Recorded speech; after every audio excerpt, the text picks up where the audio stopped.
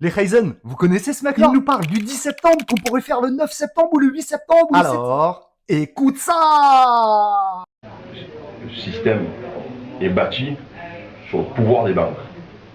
Donc, il peut être détruit par les banques.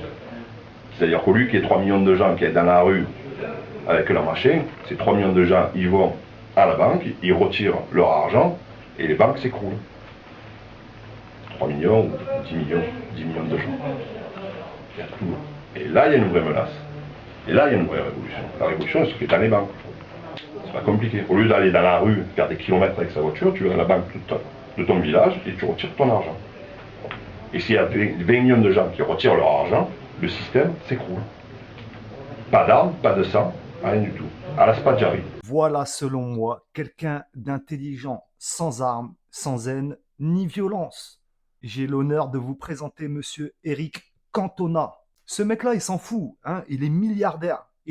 C'est quelqu'un, lui, il a travaillé son argent, il était footballeur, il a gagné de l'argent, il les a placés dans de l'immobilier, etc. Il est devenu milliardaire.